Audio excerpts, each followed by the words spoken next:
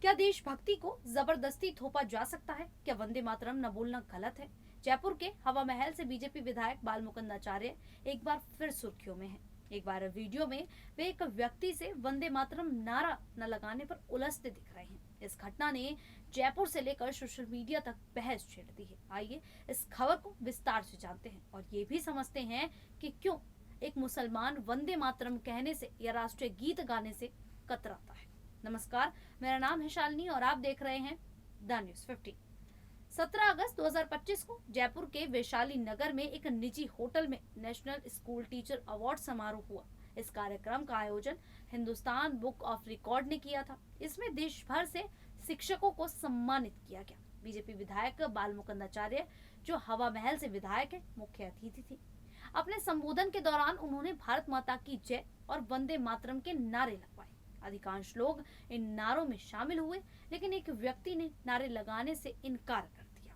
यह देखकर बाल मुकुंद आचार्य नाराज हो गए। वायरल वीडियो में वे मंच से उस व्यक्ति से कहते हैं, भाई साहब, बाहर से आए हो क्या? दूसरी दुनिया से आए हो क्या?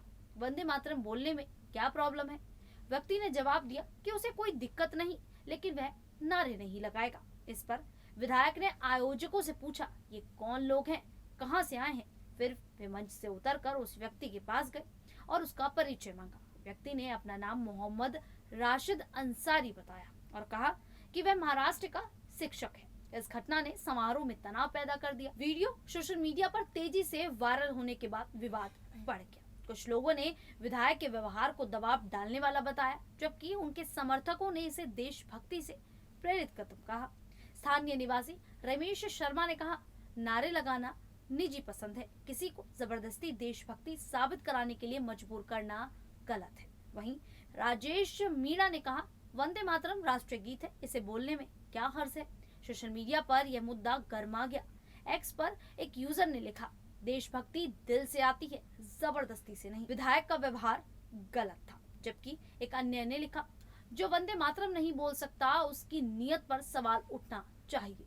इस घटना ने देशभक्ति और व्यक्तिगत स्वतंत्रता पर बहस छेड़ दी है। कांग्रेस नेता सचिन पायलट ने एक्स पर लिखा, लोकतंत्र में हर किसी को अपनी बात रखने का हक है, किसी को नारे लगाने के लिए मजबूर करना गलत है। वहीं बीजेपी के एक स्थानीय नेता ने विधायक का बचाव करते हुए कहा, बाल मुकुंद आचार्य ने देशभक्ति का जज्बा दिखाया, यह गलत नहीं है। बाल मुकुंद आचार्य पहले भी विवादों में रहे हैं। वे जयपुर के बालाजी हाथोज धाम के महंत हैं और हिंदुत्व के मुद्दे पर मुखर रहते हैं। 2023 के राजस्थान विधानसभा चुनाव में उन्होंने हवा महल सीट जीती।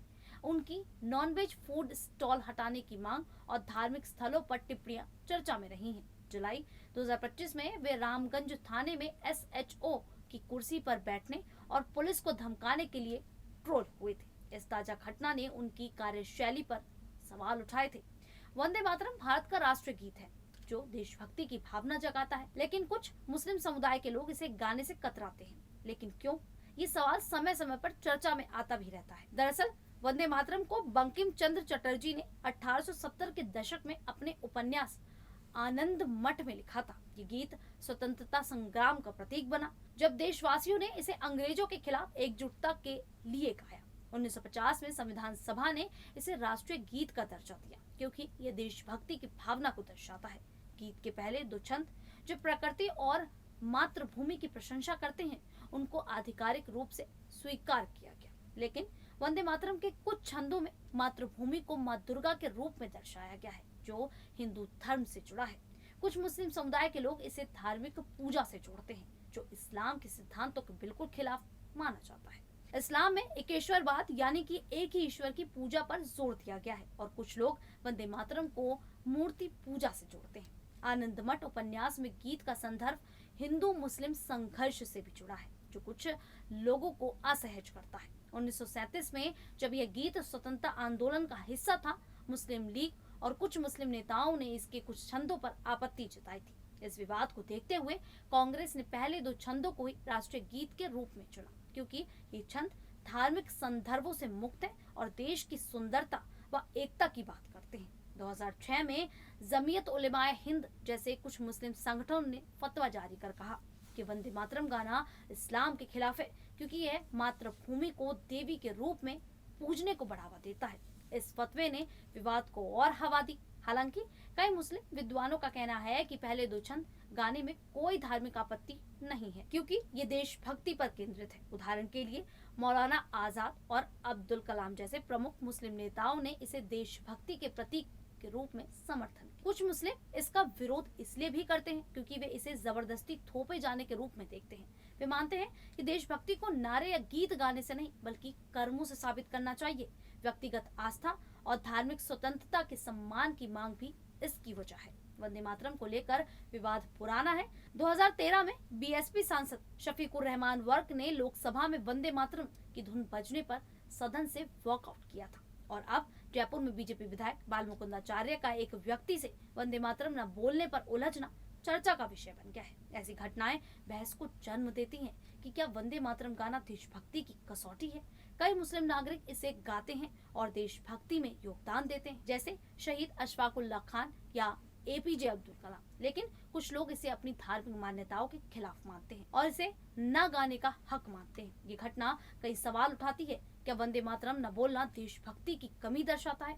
क्या विधायक का व्यवहार सही था? ये बहस जयपुर की गलियों से लेकर सोशल मीडिया तक फैल गई है। कुछ लोग इसे देशभक्ति का मुद्दा मानते हैं तो कुछ इसे व्यक्तिगत स्वतंत्रता पर हमला। ये हमें सोचने पर मजबूर करता है कि देशभक्ति और व्यक्तिगत आजादी के बीच संतुलन कैसे बनाया जाए।